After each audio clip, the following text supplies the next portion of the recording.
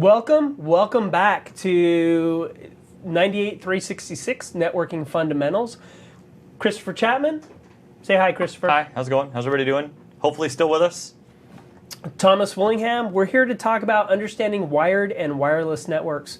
So we have discussed previously the OSI model. Now we're going to talk about the layer 1, physical layer, and we're going to talk about wired and wireless networking. So if we look at, again, the skills and concepts for this, we're going to talk about recognizing wired networks and media types and comprehending wireless networks. So let's just dive right into it. First of all, we have twisted pair cable. Twisted pair cable is the most commonly used cable type in local area networks. Relatively easy to work with, flexible, efficient, and fast. Contains 8 wires grouped into 4 twisted pairs. The 4 twisted pairs are basically like blue, green, orange, and brown. And the twisted wires reduce crosstalk or noise and interference between the wires. Which we're going to talk about more in a little while. We will. This shows a graphic of what a twisted pair cable might look like with all the wires spread apart. Yeah, I thought about actually getting a cable. I mean, we have some in here. We could technically just, cut one apart and show it on camera. But one, I'm not sure we have the zoom capabilities. I'd have to walk up to the camera with it and show it to everybody.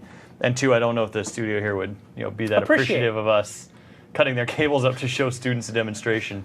That's good. That's the response I would have expected. We're not going to talk about what I just saw from the back of the room. We received feedback from the back of the room. We'll just say it wasn't positive. It was more of a negative type of feedback. Apparently the graphic is going to have to do. Exactly. So let's go back to the graphic. So we see the 4 twisted pairs here, blue, green, orange, and brown. Typically, this is just the cable. You're probably more used to seeing a jack on the end of this. But all these wires are kind of moved apart. They're separated. They're shoved into the jack. And then you use tools to basically crimp that down. We'll talk about those tools in a minute. Twisted pair categories. So there's different categories of twisted pair. And this basically rates the speed that can go over that category. So we have category 3, 10 megabits per second. Category 5, Cat 5. And typically you just say Cat 5, Cat 3. You may have heard that term or will hear that term in the future. Cat 5, 100 megabits per second. Cat 6, 1,000 megabits per second plus. 1,000 plus. Plus. That plus is important. And then tools for twisted pair cabling. If you've basically done any type of this, you're very familiar with these. On the far left, the plier looking things are strippers. We can say that because we're referring to tools. Yes. Strippers. Yes, indeed. And basically what this does is strip the outer wiring off and allows us to get to the metal component within the wire. So the jack you see kind of in the middle here above the tester, the jack, you basically take the bare wiring, shove it in there, and then crimp it. So to clarify real quick, the strippers we were talking about on the left side, these are the tools of a seasoned professional, because it's not an actual wire stripper with a gauge on it that you put the wire in and it just pulls off the cladding because it's the right diameter. These are actually wire cutters.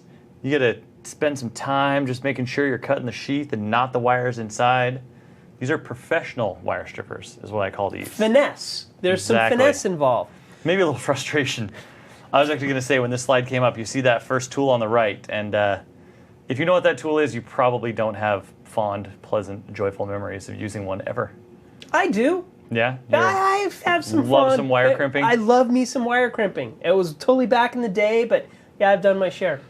The next one over, the ones that have the little like thumb holder in it, that is basically wire strippers for the rest of us. Yeah.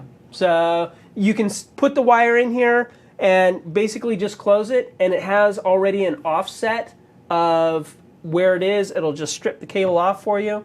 The orange handled devices, those are jack crimpers. So basically you can put the jack in there, you can put the wire in there. punch it, and it just punches everything down. And then finally, in the middle, Christopher, what do we have in the middle? Tell the audience what they've won. We have a cable tester. So once you've taken a bare wire, pulled it out of a box, pulled it out of a wall, taken it out of your living room, connected to the computer because you want to try this at home, and you've cut the ends of it off with the clippers on the left, and you've stripped them down to just the bare wires, and you've got these little jack ends, these little connector ends in your hand, and you've separated out those pairs in the right order, which we're going to show you what the right order is here in a couple of minutes, and you've finagled those 8 individual wires into that cable end just right, and you've stuck it into that crimp tool, and you've crimped it down.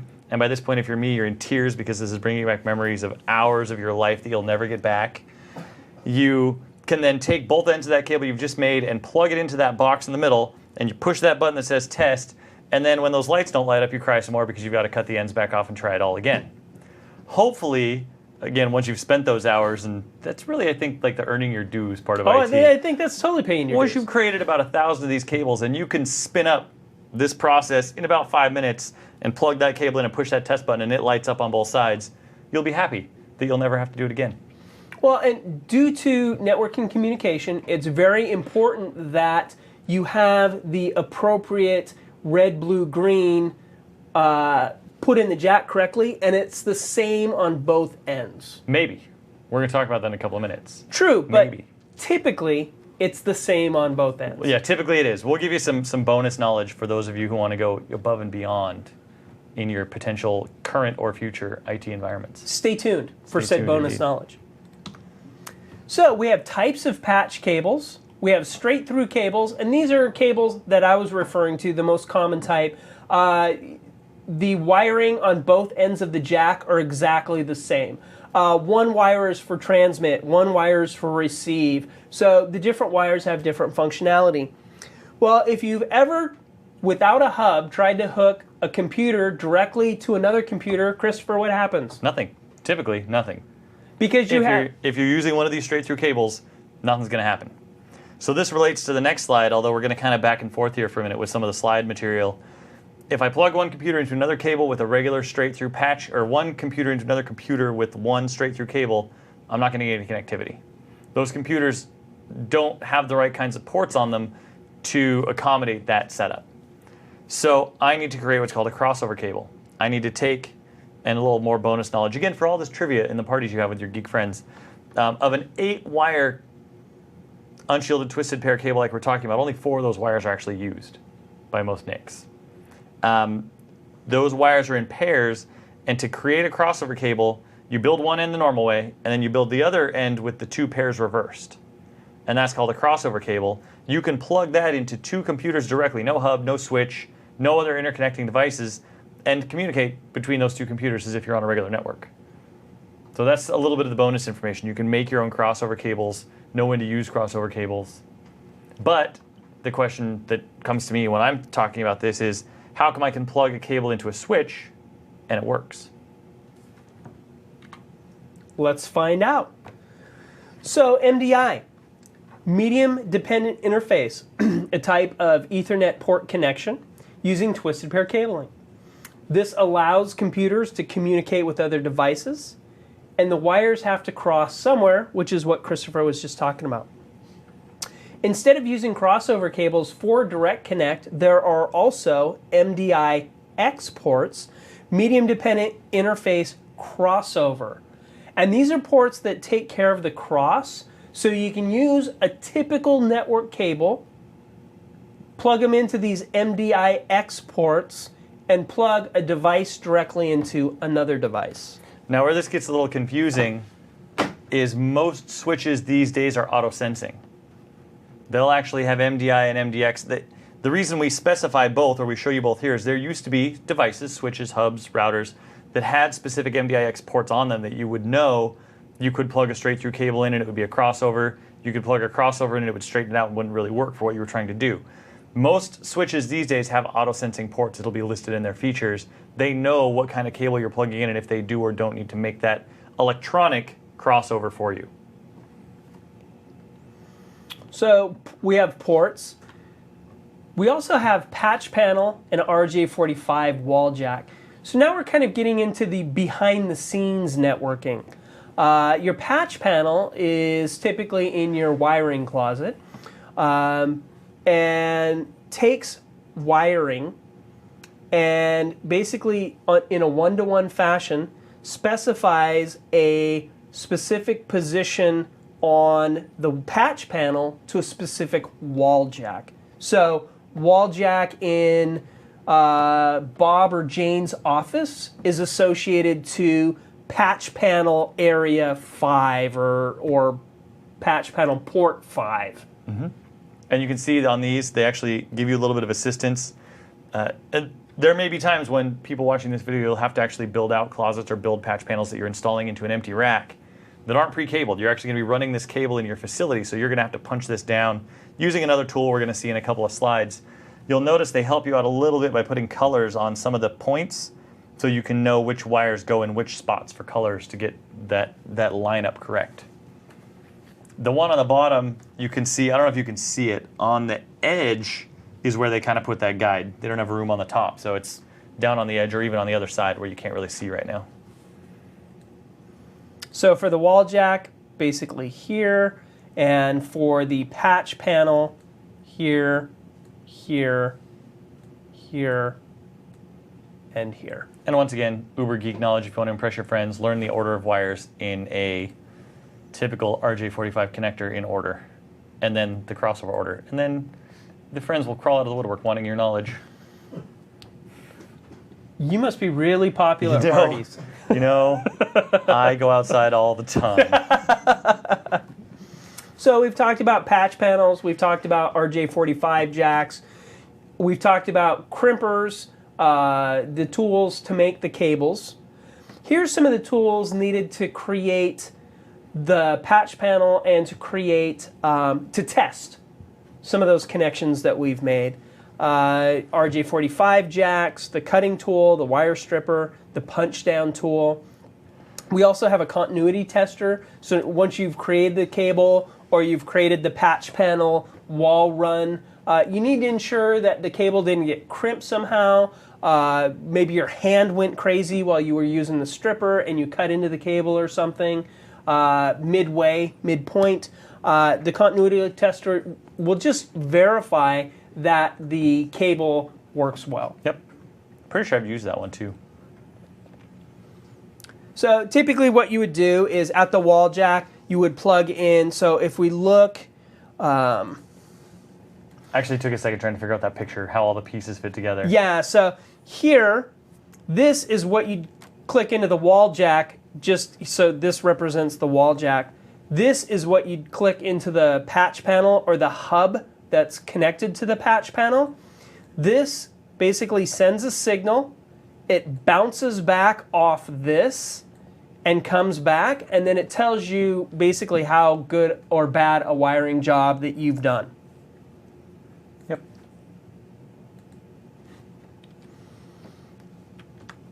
So some things that we have to deal with as we basically do this physical cabling, or actually any network has to deal with this, physical or wireless.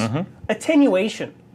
So attenuation is basically the signal degrading over distance. Yep. So as distance is traveled, the signal becomes less. If you're a fan of The Big Bang at all, you'll know that Sheldon for one Halloween dressed up as the Doppler effect. And the Doppler effect basically being that as a device gets closer to you, it gets louder. As it goes further away from you, it gets quieter. And that's kind of an example of attenuation. As it gains further distance and that sound has to travel more distance to get to you, it's lower because of attenuation. And that's simplifying, and I'm sure there's somebody out there with a science degree who'll want to argue with me. Knock yourself out. I'm sure you're right. That's just a really simple, basic explanation. Feel free to yell at this video all you want. Hey, yeah, definitely. We will listen attentively. Exactly. You pause it. Pause it in a way that it makes like we're listening. In fact, maybe we'll set aside some area of the video that quality listening time. Sit here very attentively. Yeah, we'll both be like, and we might even nod knowingly. So, you know. Because again, I'm going to keep that in mind, yeah, actually. we're here for them. It's true. Christopher, this is all about them learning very and them true. getting what they need. So attenuation. Along with attenuation is interference. And interference is basically things that disrupt the signal or modifies the signal in some manner that travels along the wire, or this could also be a wireless issue. Interference could be wired or wireless. Interference could be caused by electrical sources, lights, electrical outlets, motors, appliances. Anything that uses an electrical signal of some kind or a wireless radio signal of some kind can be interfered with. Well, in the case of wireless, I'm thinking walls, Yeah, exactly. hills, if you're not line of sight, trees, cars, a lot of things. An example of interference, there was a teaching class, there was a student who explained the circumstance to me, told me it took them a while to figure it out. You're going to like this. So every day between basically 7 and 9 and 3 and 6, their network would degrade considerably. It would degrade really, really bad. What they found was their wiring closet was right by the elevators. So during peak traffic time, when people are going up and down the elevators would cause interference with their network signal. Those are big motors. Yep. So you never know where interference is going to come from. And troubleshooting, which we're not going to really deal with here, but troubleshooting is an art. I mean, people think there's science, and there is science to it, but you got to be really creative and really think outside of the box, because nowhere is there going to be a checkbox that says check elevators by your patch panel. Nope. That is not going to be on our troubleshooting list anywhere.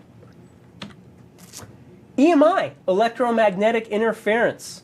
Disturbance can affect electrical circuits, devices, and cables due to electromagnetic conduction and possibly radiation. I like that this says possibly radiation. I'm pretty sure if that's an issue, I'm not going to worry that much about troubleshooting it. I'm going to worry more about leaving. Yeah. When you see radiation, I'm not thinking, oh, I wonder if I got good network signal. I wonder why the signal's so degraded. I'd be thinking, why am I glowing? It's time to get out. Any type of electrical devices can create EMI, TVs, air conditioning units, motors, unshielded electrical cabling. The best example I have of this is not a networking example, but it is a data example. Again, dating myself, 10, 15 years ago when we were using phones still, those phones plugged into the wall, and they were wireless. They were cordless phones. So you take it off the base, you could walk around your house. This was the greatest thing ever. Oh, I remember the days.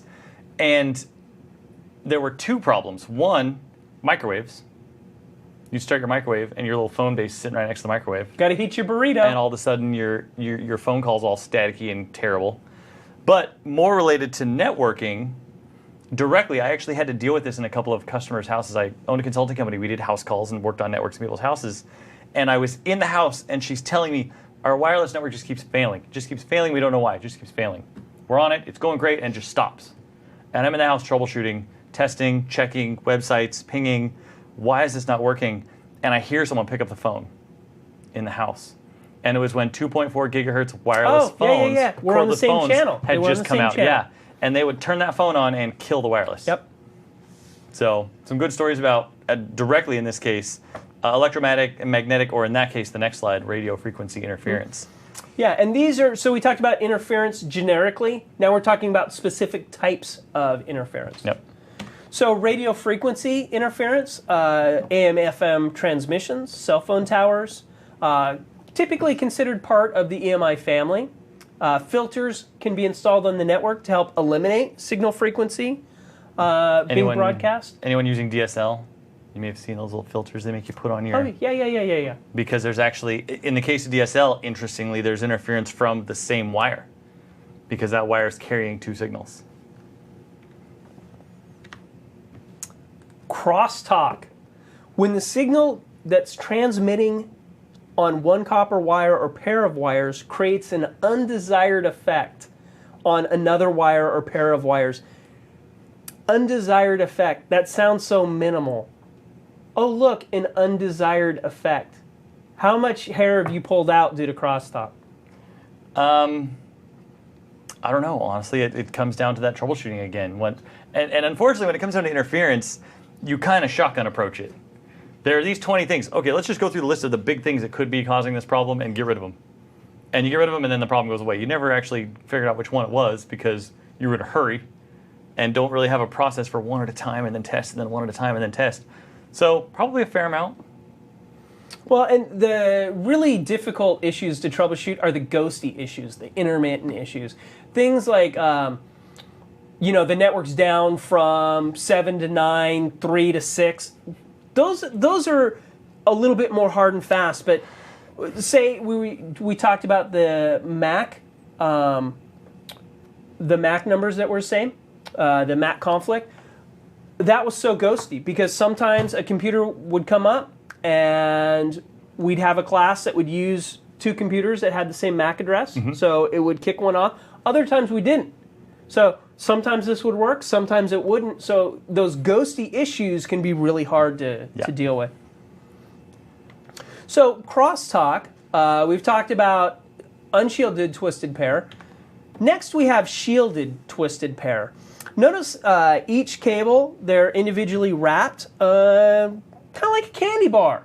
Sort of. I was actually thinking, as soon as you said individually wrapped, I'm like, I want some candy. Yeah, see, candy bar. See, look at that. We're not only giving people knowledge, we're bringing a little bit of joy into their life. Candy, things that taste good. What more could you want? That's true. We got burritos and candy so far. This is the best class ever. Ever.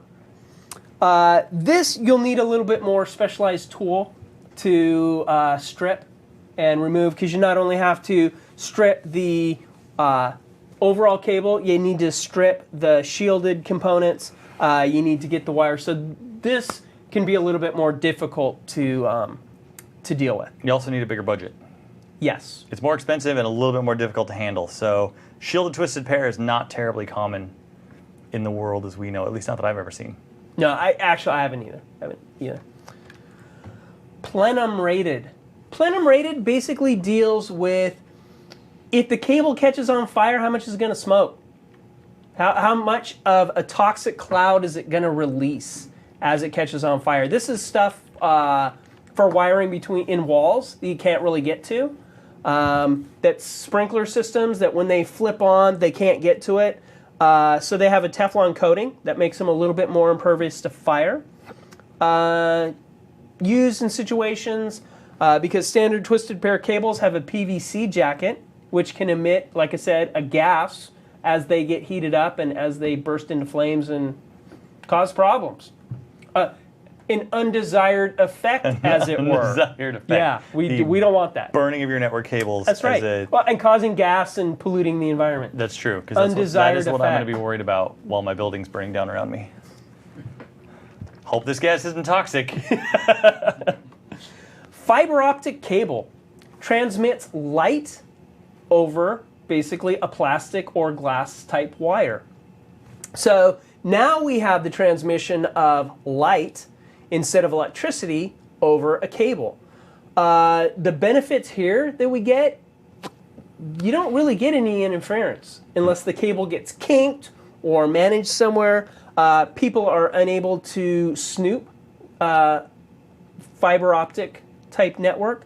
They're really good for high speed, high distance, and high capacity transmission. When they first came out, people would do these by hand, would do fiber optic by hand. I've heard those stories. So there's two cables. There's a send and receive because, again, it only goes one way on the channel. So there'd be a send cable and a receive cable. You'd have to very carefully, and this is bundled with all kinds of like Christmas goodies around it. So you have the sheath, and then you have a shielding, and then you have a plastic component around that, and then a couple other layers, and then you have the actual core to it. So you would have to snip the cable and kind of get your way through this to the core, and then you would have to burnish the end of the core so you could hook that to a connector to get it to work. I had somebody in one of my classes bring one of those systems up one time, bring one of those systems in one time. It was really difficult. It definitely was challenging. But with fiber optic cable, again, high speed, high capacity, long distance. So given all that, all I'm hearing is good things. My brain wonders, why don't I use this everywhere? Why don't I use this at home if it's so much faster? Why can't I connect all my computers with fiber optic versus these shielded and unshielded twisted pair cables that are subject to interference and crosstalk? Why not just fiber everywhere? That's a really good question. The problem with fiber optic, if you can call it a problem, it's a trade-off. It's very expensive. And I'm not quite sure how to say this, but you need a much higher level of skill to deal with it than twisted pair. Twisted pair, I'm not saying that a one-armed monkey can do twisted pair. You need a skill set to be able to do twisted pair. But the tools needed and the skill set needed to deal with fiber optic is just kind of that next level. Okay. I'm trying to find some costs while we're sitting here talking about trying to find some comparison. I'm thinking about, it's saying about 1,000 times. 1,000? The expense is about 1,000 times That's a different. big number. Yeah, they're talking about per 100 feet of cable. 100 feet of Cat5, I mean, these days cost you $20. Exactly. 30. Exactly. You're not going to find fiber. Plus, and the cost isn't necessarily the cable, the cost is the devices to plug the cable into. Fiber switches are exorbitantly expensive. It's good technology, it's great technology, it has its advantages, it has its speeds. It's expensive. You're going to use it in data centers. You're going to use it as your backbones. You're going to use it as connecting data centers together over large areas. Okay. So your fiber optic cables, here's your cabling standards, your mediums, and your maximum distances. And I'll preface this slide because when I was in the boat that some of our viewers at this point may be in, sitting at home watching this video right now, thinking, do I really have to memorize all of those? I think I have yet, in all of the certification exams I've taken and all of the networks I've worked on, to need to know all of this information. I'm not a fiber optic installer. I'm not in a position, or never been in a position where I need to know all of these fiber standards and all of the information that goes along with them. Okay, but let's take a look at what we know so far and take a look at these numbers, because we can still get information from this. Because and if you're a designer, you'll need this. You'll need to know. If you get to the point in your career, you're architecting data centers, you're creating geographically dispersed solutions, you're building backbones for networks, which I never got to the point where, from a networking standpoint, I was building out fiber solutions to connect data centers. So, well, if we look at these cable standards, before we talked about 10 base T or 100 base T. Here we have 100 base FX. So although we don't understand these standards per se, we still have information. So 100, so we know we're dealing with 100 megabit per second. Yep. Base, so it's a baseband technology, not a broadband technology. And FX, okay, so that gives us the idea that, okay, well, it's not a twisted pair thing, so we need to figure out what that FX thing is. So even though we don't necessarily know these standards directly, we still have information that we can pull from what we have here. Or use to build them. Yes. Like somebody says, what's a fiber standard? Well, I know it's 100 megabit, I know it's baseband fiber FX. Yeah, there you go. So far we've talked about our different types of wired networks. Let's talk about wireless networks. You notice that I don't even have to look at the slides now. That's good. That's awesome. Yeah, my presenter skill sets, like, I think I've gained like another little dot here that I can apply to a skill set. There you go. Your presenter skill set has gone up one. Ding. Sweet. Now I don't have to look at the slides anymore and I can move that over. Although periodically, if you see me look down like this, or if you see me look right there, I'm looking at slides. So wireless networks. So basically we've talked about wired networks. The device is physically connected by wire of some kind, by a physical medium of some kind, to the hub, switch, router. Wireless, remember we talked about wireless access points. Wireless allows a device, smartphone, tablet, laptop, whatever, to connect to a network with no physical media. So it enables connection without a wire, or it enables connection without wiring, provides a degree of portability, extends connectivity to pre-existing wireless networks. As Christopher and I talked about earlier, wireless networks don't typically stand alone. They're typically an additive portion of a wired network. So I have my wired network, and then I have wireless components to my wired network. Yep. Some wireless devices can be connected directly to each other, point to point. Wireless network adapters. So whether it's a wireless system or a wired system, we still need the ability to connect to the network itself. And that's where these wireless network adapters come in. Again, they allow connectivity between your device and the network, and they come in a variety of shapes and sizes. USB, PC card, internal PC, PC Express adapter card, numerous types of adapters. Simple phone, built in right here. There we go. As Christopher's showing his phone right now. There is a wireless adapter. There are actually two wireless adapters, one for the network for the cell provider and one as an actual Wi-Fi adapter. Okay, so really good example of a device that connects to the network that has multiple connections in it. The phone connection, the wireless connection. I can pull information down. It becomes a client. I can push information up, or somebody can request service from it. I can text.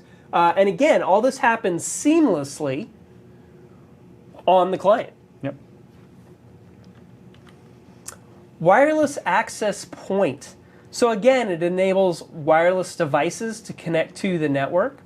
They can also act as a router, firewall, and IP proxy. So basically, we have the graphic representation for a wireless portion of the network. And here we have some lights showing the use WLAN. It's a wireless G, and we're connected to the internet. Yep. So the fact that we see that this is wireless and it's connected to the internet, what do we know about this device? Well, this is very similar to what we talked about earlier as the kind of new definition of router, or almost the consumer version of a router, where it's going to serve multiple functions. It's going to connect those Ethernet ports. That means there's cables plugged into this. It's connecting my wired devices and my wireless devices both together and out to the internet. Okay, so this might be a switch. It might be a router. So again, a device that has multiple functionality to it. Oh, and because it connects wireless to wired, it's a bridge. Yep. Wireless modes. Different modes to connect to a wireless network. Infrastructure. Wireless clients connect to and are authenticated via WAP, a wireless access point, or ad hoc, used when all the clients communicate directly with each other. And I don't know if some people know this or some people don't know this. Similar to a computer at your house, you don't have to have a hub or a switch to get your computers to talk to each other. We mentioned creating a cable that's got the wires reversed on one end. You can plug that crossover cable into both of your devices and they'll communicate with each other. With wireless devices, if I have a laptop and a tablet and a phone at my house, I can set those up to be ad hoc and they'll connect to each other without the use of a central wireless device. What benefit do I get having that central wireless device? Centralized managed, centralized security, centralized connectivity outward. If you've got these three devices in ad hoc mode, you have no connectivity outside of those three devices. They can talk to each other, but that's it. A centralized access point or router will allow you to connect to the internet, connect to a wired network elsewhere on location in your LAN. It will also allow you to centralize security policy, the encryption that happens during the wireless communication, which is a big issue that we're going to talk about in a minute as well. Okay. Wireless LAN. Again, composed of at least one WAP, wireless access point, and a computer or handheld device that connect to the WAP. Devices are Ethernet-based, but built on other networking architectures. Again, what we're kind of reinforcing here is the fact that wireless networks don't stand on their own. Mm-hmm. Most of the time. Ensure compatibility, the WAP and other wireless devices must all use the same IEEE 802.11 standard. That one's mostly true. What you do get is you get devices that will be backwards compatible. You may have a wireless access point that supports 802.11a and b and g all at the same time. So I can connect any of those three types of devices to one central device.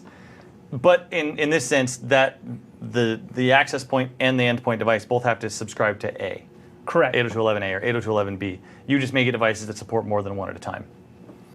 And then wireless fidelity, Wi-Fi, this is what people are most familiar with, is a trademark to brand products that belong to a category of WLAN devices. Other wireless devices include a wireless repeater and a wireless bridge. A wireless repeater is basically used to extend signal. A wireless signal only goes so far, typically about 100 feet or so, depending on the environment. Maybe a bit longer, maybe a bit shorter. A lot shorter. Yeah, you have it in your house, and you notice that sometimes you put it in areas of the house that it doesn't work that well. You put it in other areas of the house, it works better. Typically, in the house, higher is better, I found. Yeah. So wireless repeater extends coverage. Wireless bridge. Bridge can connect different 802.11 standards together. As Christopher mentioned earlier, wireless A, wireless B, G, N, allowing interconnection. Yep.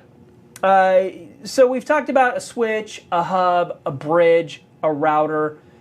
And again, don't be confused by the fact that a lot of the times consumer devices, you'll see that they're a mixture or hybrid of device. So if you go out specifically looking for a bridge device and don't see it, that's not necessarily a bad thing. That just means, hey, that possibly incorporated into that router that you're looking at or that switch that you're looking at. So as you buy a device, ensure that you look at what's included in the device, what functionality is included. And by definition, they don't really use the term bridge anymore. Bridges were, by definition, ways to connect different types of media. So you'd have coax on one end and Cat5 on the other. With a wireless access point, it is a bridge. It has to be, because you're connecting that wireless client to a wired network. Your media is different on either side of that device. They've just kind of lumped that term into, or that functionality into numerous other devices. Right. So again, we're back to standards. So our WLAN standards include 802.11, and 802.11, the IEEE 802.11 is wireless. And then within that, there's different categorizations of wireless. And then you see here, A is 54 megabits per second, B 11, G 54, 11N, 600, ding ding. And then they work at different frequencies. And what we don't have on this table, because you kind of wonder why was A 54 and B dropped down to 11, and then G came back up to 54. A lot of this was a distance thing. They had 54 megabits per second, but it was very short range. They went with B, they had to slow it down, but they got exponentially more range out of it. Then with G, they were able to take that same range and bring that 54 megabits per second back out that distance. And now it's just taken off, and we're getting faster and farther and bigger and better. And I don't have 2.4 gigahertz wireless so that it won't interfere with my wireless mouse and keyboard, which most people may not know is an issue. Let me look real quick. Let me see if this is... This just says wireless. I'd have to actually tear it apart a little bit to see if it's a 2.4 gigahertz device that might actually mess with my wireless network. Again, interference and things that we may or may not think about, which would give you the opportunity to troubleshoot. Opportunity indeed. Wireless encryption options. So let's go back to the postcard analogy. I'm sending information to Christopher. I'm using postcards to do it. I have my 10-page report. I've cut it up. I put it on the postcards.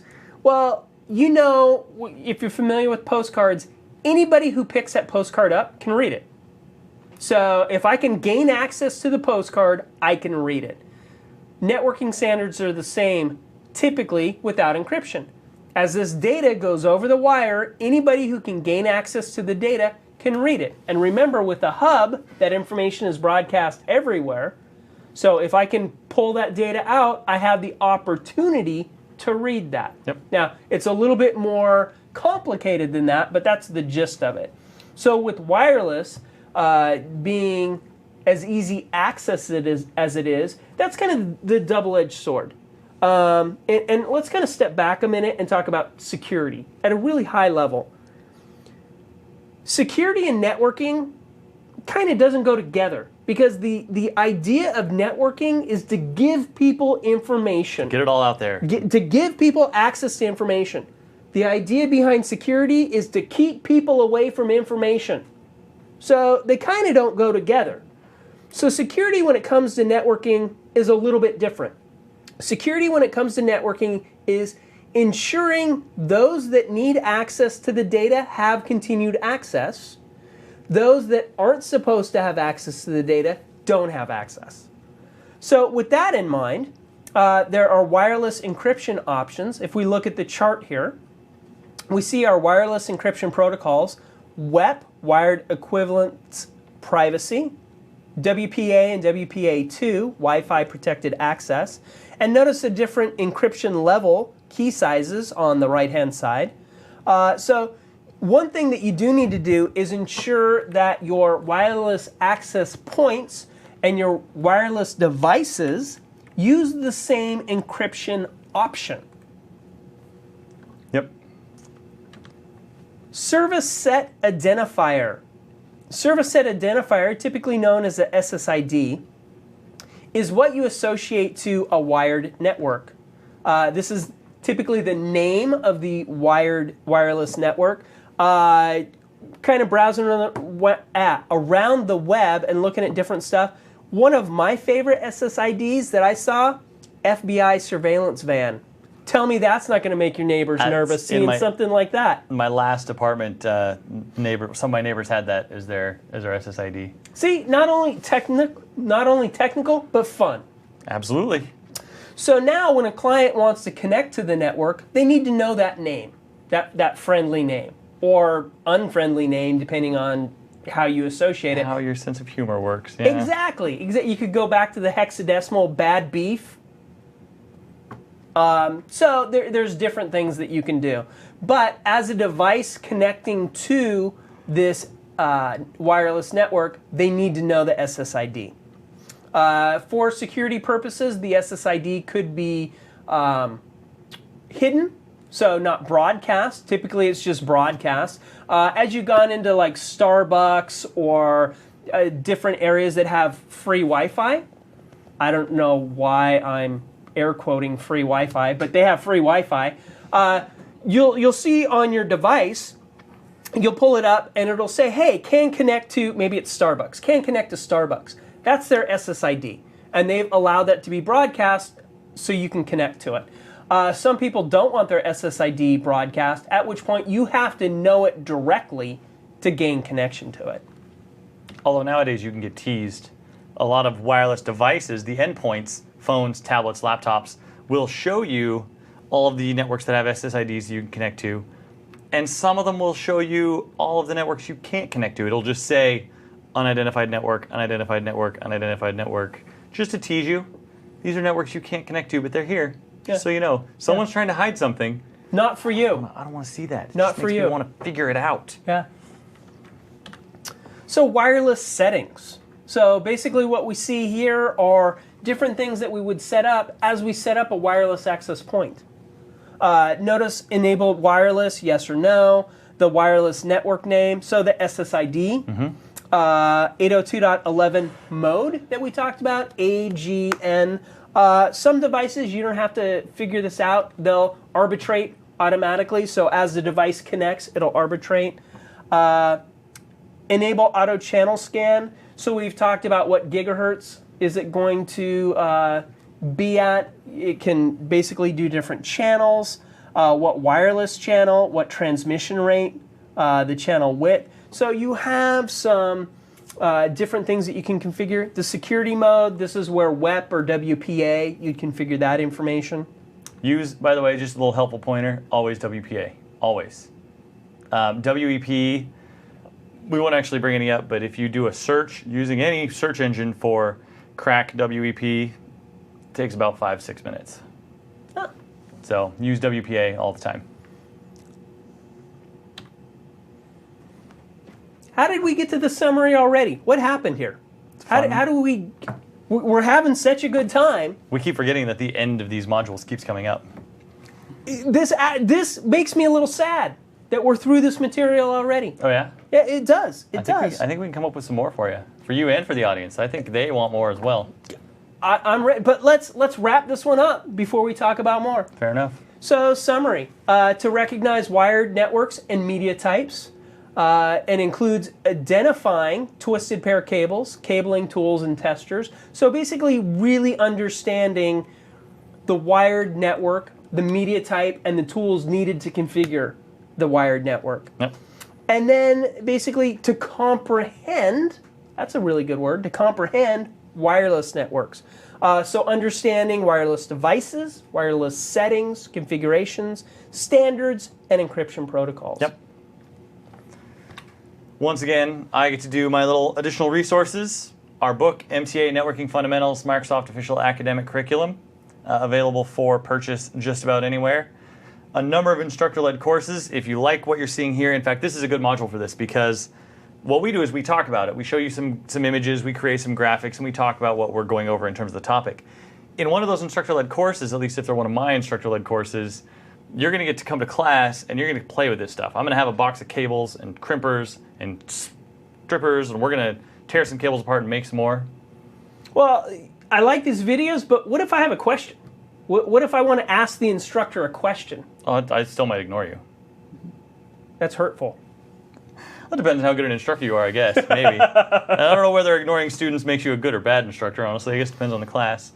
But yeah, you get to talk to people face to face. And one of the things I think a lot of students miss or overlook beforehand, before they've taken some courses, is it's not just the instructor.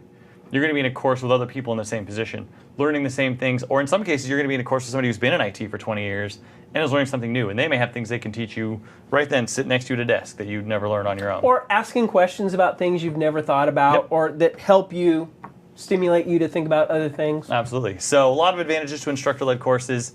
I used to do courses where we would break things like intentionally, like hammers, hard drives, snapping cables, and breaking connectors off, and they were fun classes. So this is a nice advantage for this module because we looked at tools and media where you'd actually maybe go to a course and get to play with that. Well, yeah, and be able to get some hands-on with Yep. those. So I'm really a fan of this Microsoft Virtual Academy, this online learning, accessibility to knowledge. I think that's great.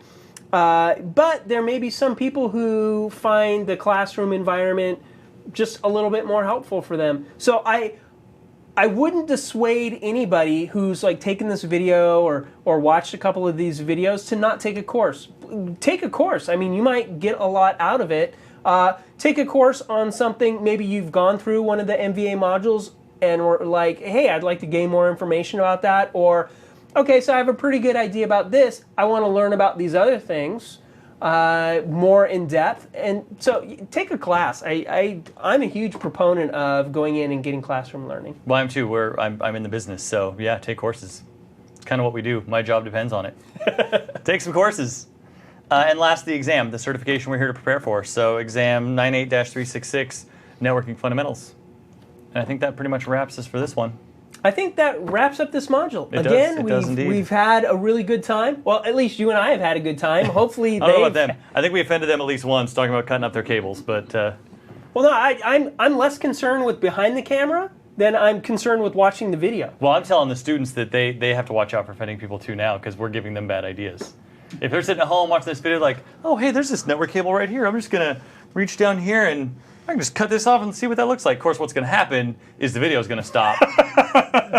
And now once the video stopped, we're not going to be able to teach you how to fix it. How to fix it. So you can just sit there with a broken cable and just try and figure it out for yourself. So have fun with that. Yeah. Good luck, and hopefully we'll see you real soon.